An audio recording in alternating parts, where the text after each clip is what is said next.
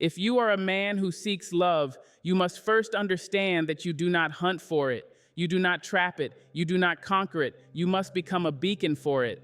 But how? The secret isn't in what you must do to find another, but in who you must become to be found.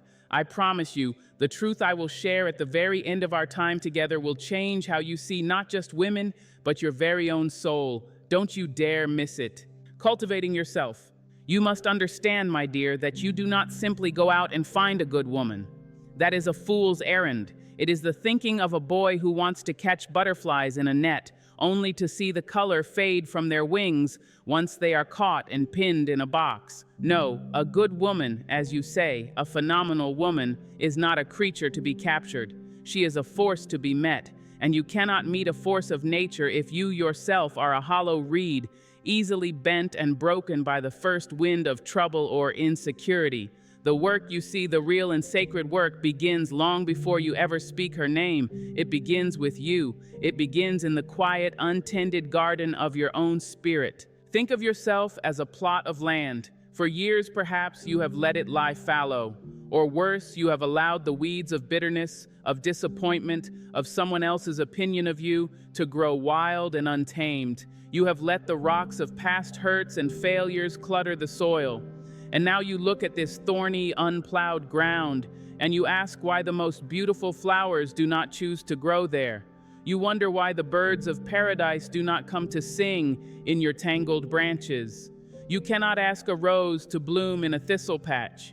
It is not the rose's fault for not blooming. It is the gardener's fault for not tending the soil. The first and most profound act of attraction is to become a worthy home. It is to till the soil of your own character. This is not easy work. It is back-breaking work.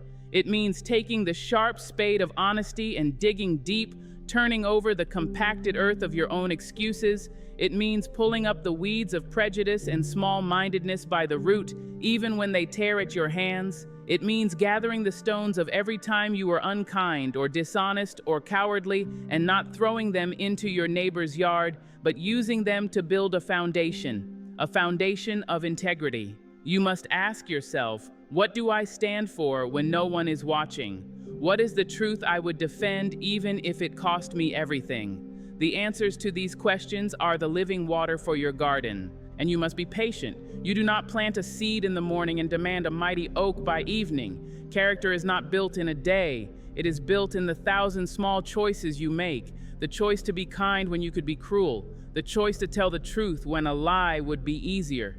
The choice to listen, truly listen, when you would rather be heard. Each choice is a drop of rain. Each act of courage is a ray of sun. Over time, with steadfast tenderness toward your own growth, you will find that your garden begins to flourish. It will become a place of peace, of strength, of genuine warmth. And a good woman who is tending her own magnificent garden, will see the light coming from yours and will want to walk there with you. She isn't attracted to your game, she is drawn to your growth, the unseen. We live in a world, a loud and clangorous world, that is obsessed with the seen. It tells you, young man, that your value is in the car you drive, the cut of your suit, the numbers in your bank account. It is a frantic and desperate marketplace of the superficial. It teaches you to polish the outside of the cup while the inside remains filthy. And so many men spend their lives polishing, buffing, presenting a gleaming facade to the world. They learn the right words to say, the right places to be seen, the right things to own. They become performers in a play of their own making, hoping for applause. But they are playing to the wrong audience. A woman of substance, a woman with depth and spirit, has eyes that see beyond the sheen. She has an ear that hears beneath the noise. She is not looking at the cup, she is tasting what is inside. She is looking for the things that cannot be bought, that cannot be faked, that cannot be performed. She is looking for your character, for your integrity, for your courage. These are the unseen qualities that make up the true architecture of a man. They are the roots of the great tree. You may admire the leaves and the branches, but it is the deep, unseen root system that holds it steady in the storm. It is the roots that draw up the nourishment that gives the leaves their life. So while the world tells you to build a bigger house, I am telling you to build a stronger foundation. While the world tells you to make more noise, I am telling you to cultivate a more profound silence.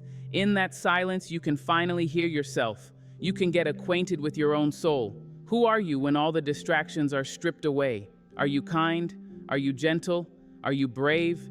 Do you have a reservoir of compassion not just for others, but for your own stumbles and falls? This is the invisible well from which you will draw the water to offer a thirsty traveler. A good woman is a traveler on her own long journey. She is not looking for a fancy hotel. She is looking for a clean, deep well of fresh water. You must understand that this inner work is what creates an aura, a presence. It is a quiet confidence that is born not of arrogance, but of self-knowledge. It is a peace that emanates from a man who is not at war with himself. This is irresistibly attractive. It is a form of gravity. It does not need to announce itself. It is simply felt. A woman who is whole or is on the journey to becoming whole recognizes that quality in a man because she is cultivating it in herself. It is a resonance, a deep calling to deep. You will not attract her with your possessions. You will attract her with your presence. The unseen is always more powerful, more enduring than the seen. Courageous listening. There is an arrogance in the belief that attraction is about what you say, that it is about having the most clever stories, the wittiest remarks, the most charming lines. This belief turns conversation into a performance and the other person into an audience, or worse, a judge. So many men approach a woman with a script in their heads, a prepared monologue designed to impress. They are so busy remembering their lines that they fail to see the living, breathing, wondrous human being sitting right in front of them. The greatest and most seductive art form is not speaking, it is listening. But I do not mean the common form of listening, which is simply waiting for your turn to talk. That is not listening at all, that is reloading. I mean courageous listening. It is courageous because it requires you to set aside your own ego, your own agenda, your own desperate need to be seen as worthy. It demands that you create a space of such profound safety and acceptance that the other person feels free to unveil their own soul. It is the most generous gift you can give another human being, the unwavering, undivided, compassionate gift of your attention. It says, without words, who you are is important to me. Your story matters. Your feelings are valid. You are safe here. To listen courageously means you listen with more than your ears. You listen with your eyes, watching how her expression changes when she speaks of her joy or her pain. You listen with your body, leaning in not with aggression but with interest. You listen with your heart, trying to feel the emotion behind her words. Are her words brave but her eyes are afraid? Is her laughter bright but her shoulders are heavy? A woman, especially a woman who has navigated this often unwelcoming world, has learned to guard her heart. She has built fences, perhaps even walls. Your clever words cannot scale those walls. Your charm cannot pick the lock. Only your genuine, patient, courageous listening can create a gate. When you offer this kind of listening, you are doing something revolutionary. You are telling her that you are not there to take anything from her, not her time, not her body, not her validation. You are there to receive who she is. This is disarming. It is beautiful. It creates a connection that is deeper than any superficial chemistry. It is the beginning of trust. And trust, my dear, is the soil in which real love grows. Forget what you are going to say next. Forget trying to be interesting, be interested, be a sanctuary, not a stage. In doing so, you will become more attractive than you ever thought possible because you will be offering the one thing every human soul craves, to be truly seen and truly heard. Phenomenal being. Now we must speak of the woman herself. For too long you have been taught to see a woman as an object, a prize, a goal, a good woman to be attracted and won. This language is the language of conquest, not connection. It reduces a universe to a trinket. You will never, ever attract a phenomenal woman if you see her as anything less than a phenomenal being. Your perception shapes your reality, and if your perception is small, the love you find will also be small. You must expand your vision. You must learn to see a woman not for what she can be for you, but for who she already is. Look at her, really look at her. See the history that lives in her eyes. See the resilience that has shaped her spine. She is the daughter of mothers and grandmothers who survived trials you can scarcely imagine. She carries their strength in her bones. She walks through a world that has in 1,000 subtle and not so subtle ways tried to tell her that she is less than, that she should be smaller, quieter, more agreeable, and yet here she is, standing, breathing, rising. Is that not a miracle? Is that not a phenomenal thing? To attract a woman of substance, you must first be capable of being awed by her substance. Celebrate her mind. Ask her what she thinks, what she reads, what she is passionate about. Do not just see her as a source of comfort, but as a source of wisdom. She has a perspective on this world that you do not. It is a gift. Receive it. Celebrate her strength, not just her physical strength, but the strength it takes to be compassionate in a cruel world, to be soft in a hard world, to get up every single day and face down her own fears and the world's expectations. Acknowledge it. Tell her you see it. It is not a threat to your masculinity. It is a testament to her humanity, and your ability to recognize it is a testament to yours. A phenomenal woman is not looking for a master. She is not looking for a boy to raise. She is not looking for a bank account to rescue her. She is looking for a partner, a true partner, someone who can stand shoulder to shoulder with her, facing the world together. Someone who sees her fire and is not afraid of being burned, but instead wants to add his own log to the flame so they can create a bigger, brighter warmth together. When you stop seeing women as a category to be figured out and start seeing each woman as a unique, unrepeatable miracle, a phenomenal human being on her own journey, your entire demeanor will change. You will approach with reverence instead of strategy. And reverence, my dear, is a language the soul of a good woman understands perfectly. Shared sanctuary. So, you have tended to your own garden. You have learned to see the unseen. You have mastered the courage of listening, and you have developed the vision to recognize the phenomenal being that she is. What happens next? This is where the real beauty begins. It is not about the chase or the capture. It is about the slow, deliberate, and sacred act of building something together. You have built a home within yourself. She has built a home within herself. Now you must learn to build a home with each other, a shared sanctuary. This sanctuary is not a physical place with 4 walls and a roof. It is a space between 2 people. It is an emotional and spiritual home built on a foundation of the trust you have earned with your listening and the respect you have shown with your reverence. It is a place where both of you can be utterly, completely, and unapologetically yourselves. It is a place where your weaknesses are not seen as liabilities to be hidden, but as vulnerabilities to be protected. It is a place where your triumphs are not a source of competition, but a cause for shared celebration. It is a place where silence is as comfortable as conversation. Building this sanctuary requires the finest materials. It requires the strong timber of honesty, even when the truth is difficult. It requires the clear glass of transparency, allowing you to see into each other's hearts without fog or distortion. It requires the soft furnishings of compassion, so that you may both rest your weary heads at the end of a long day. And it requires the sturdy locks of loyalty, so that the harsh winds of the outside world, the judgments of others, the temptations of ego, cannot break in and cause harm. This is not a passive activity. It is a daily act of creation. You contribute to it every time you choose her side in a world that is not on her side. You contribute to it every time you make a sacrifice for the good of the us instead of the me.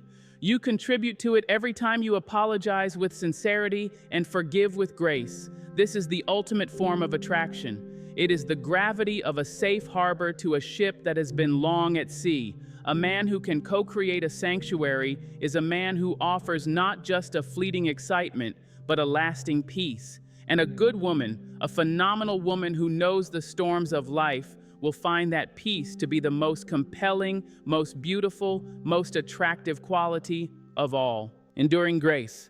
And so we arrive at the heart of it all, the final truth. The initial spark, the thing you call attraction, is a flash of lightning. It is bright, and it is exciting, and it illuminates everything for a moment. But you cannot live in a flash of lightning. You cannot build a home there. It is beautiful, but it is fleeting. What you are truly seeking, what a good woman is truly seeking, is not the lightning. It is the sun. It is the steady, constant, life-giving warmth that returns day after day. It is the light that helps things grow. That is the nature of enduring love. And the energy that powers that sun is grace. All the other things, your character, your listening, your respect, they are what allow you to find each other. But grace is what allows you to keep each other. Grace is the understanding that you are both imperfect, flawed, and stumbling human beings, and you will love each other not in spite of these flaws, but including them. Grace is the ability to forgive, not just the big betrayals, but the 1,000 tiny paper cuts of daily life, the thoughtless word, the moment of selfishness, the forgotten promise. It is the willingness to wipe the slate clean and begin again, every single morning. Grace is the patience to allow each other to grow and change. The person you love today will not be the exact same person in 5 years or in 50. They will change and you will change. Will you grow together like two trees whose roots intertwine, or will you grow apart? Grace is the water that allows you to grow together. It is giving them the space to become the next version of themselves without fear that you will abandon them. It is the highest form of love, to cheer for someone's evolution even when it challenges you. This is the secret. To attract a good woman is not a project of seduction, but a lifelong journey of becoming a man of grace. The ultimate attraction is not physical, it is spiritual. It is the deep, soul-level recognition that here is a person who will make the long, hard, beautiful journey of life safer, kinder, and more meaningful. It is the quiet confidence that when you fall, they will offer a hand, not a judgment. It is the peace of knowing you have a home for your soul. And the most beautiful paradox is this: the man who is capable of this kind of enduring grace is the man you must become, not just for her, but for you. The ultimate prize is not the woman you attract, but the phenomenal man you become in the process. I always thought it was about what to say or what to do. I never realized the work was internal. You cannot ask a rose to bloom in a thistle patch. It is not the rose's fault for not blooming. It is the gardener's fault for not tending the soil. That line, my goodness, that's going to stay with me for the rest of my life. Thank you for this wisdom. Time to pick up a spade and get to work on my own garden.